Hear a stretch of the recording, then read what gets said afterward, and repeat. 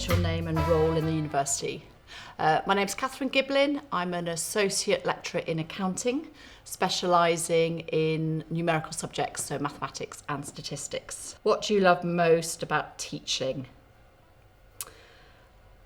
I think it's engaging the students, seeing that understanding for them to enjoy it, so they can sort of share the passion of what you're teaching, and at least if most of them it rubs off a little bit.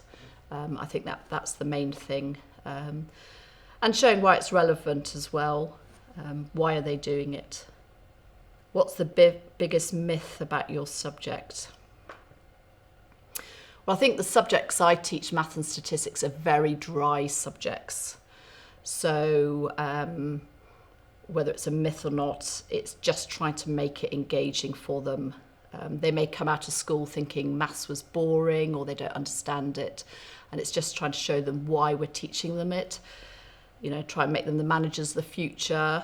And I think particularly in the news, don't believe everything you read in terms of figures.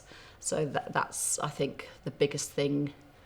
You know, get an understanding of what someone is telling you. Don't believe everything. What's your teaching style?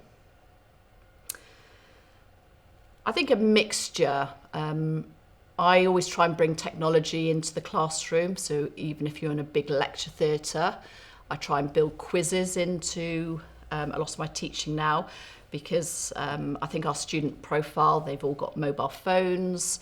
They like using the device. So if you can try and direct it so that your teaching gets them to use the device rather than them playing on it for other reasons. And I also walk around the room quite a lot, try and jazz it up a bit, mix it up. I do a lot of teaching in PC labs as well, so that obviously I do enjoy that, and it's again just trying to support students walk around, get them to come up with questions as well.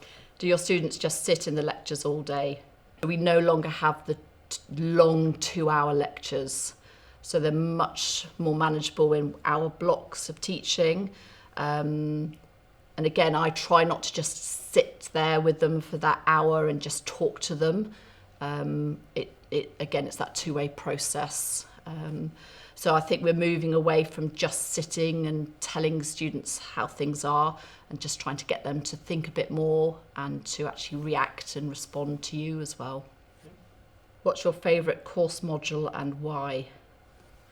Well, it has to be my own subject, mathematics and statistics, because I think I could bore people for hours on why it's important to understand data, for life skills as well, and employability.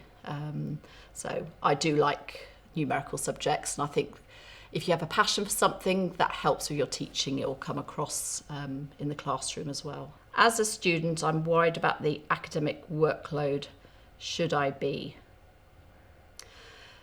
I think at university you will get a lot of work, and that's part of why you're coming to learn lots and to apply things. But what we always say right from the very start, from the induction courses, is we are here to support you with the sort of time management.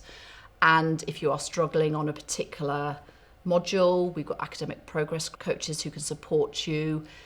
If you have sort of issues more generally, we've got student success coaches. So always it's a case of there are people there to help you. And, you know, a lot of people have come from school, have never been in the workplace, so managing your workload is a key skill to learn. And I think at Coventry we really try and support students with that, but they must engage with us on it, and I think that's one of the key messages I have. We are there to help you, but you've got to ask for help. What is your unforgettable aha moment in a student's learning? I think for me, one of the satisfying ones was I had a student who at the very start was very dyslexic, and even before arriving had a call with me, and his mum also came onto the call. And I just sort of said to him, after every lecture or seminar, if you're not sure, just let me know and we can have a one-to-one session. And he had quite a few of those throughout the semester. and he ended up getting over 70% in his final exam. So it's just that, maybe not a single aha moment, but it's just, if they work hard and they ask for help if they need, you know, that light bulb goes on. And I think that's the key thing. And it's then very satisfying, I think, as a teacher and a lecturer to see a student succeed, not necessarily against the odds, but they've had to work hard to achieve it. What would be your advice to your 16-year-old self when picking a degree? 18, sorry, I haven't got my glasses on. Do something you're going to enjoy. I think that is key.